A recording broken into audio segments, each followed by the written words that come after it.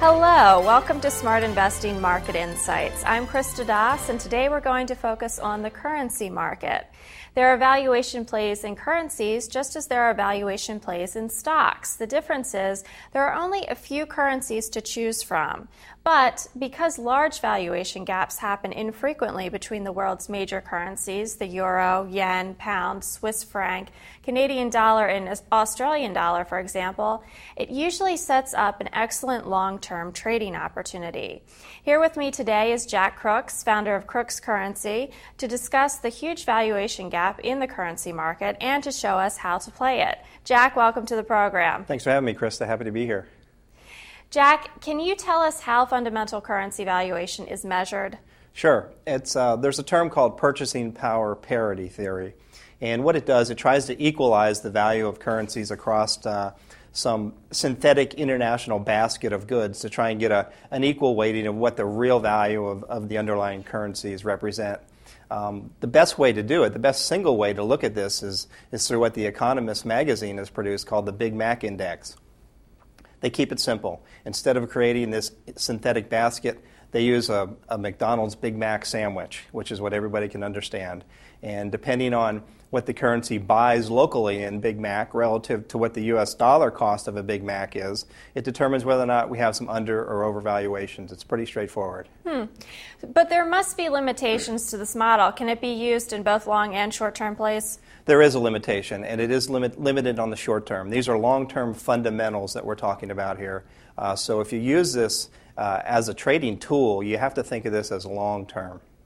Jack, how do the major currencies stack up against each other? Which one is the most overvalued and which one is the most undervalued right now? Right now there's a huge gap between the most overvalued, which is the British pound, which is approximately 21% overvalued against the U.S. dollar, and the Japanese yen, which everybody knows the yen has been very, very weak. Last reading was it was around 28% undervalued against the U.S. dollar.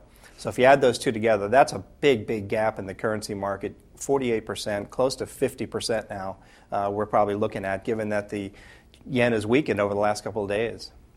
What is causing this huge valuation gap between the British pound and the Japanese yen? Well, there's really two things. Number one is interest rates. In general, a lot of investors around the world, major funds, are selling off the yen and using it as a borrowing currency in order to fund investments elsewhere. You've heard this term yen carry trade. It's because the interest rates are still so cheap in Japan. They're 0.5%, whereas in Great Britain, interest rates are approaching 6%.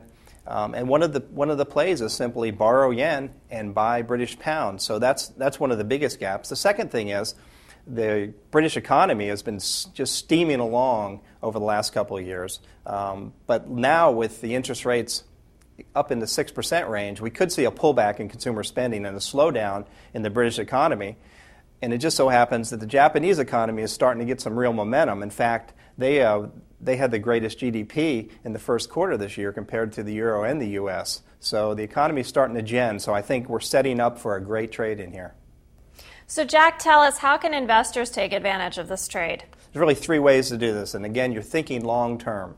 In the currency markets, you can do it in what's called the ETFs, the currency ETFs. Very simple way, very low leveraged way, and a good way to do this. In this case, you would buy the Japanese yen ETF traded on the New York Stock Exchange, and you would sell short, which you can do with the currency ETFs. You would sell short the British pound ETF, and you would just wait. You would sit and wait for these long-term fundamentals to play out, and I think we're getting close to a real shrinkage of this gap. The second way is through currency options. This can be done on currency options traded in Philadelphia or on the Chicago Mercantile Exchange.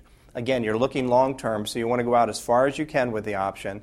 You'd be buying a British pound put against the U.S. dollar, and you would be buying a Japanese yen call to play that spread against the U.S. dollar.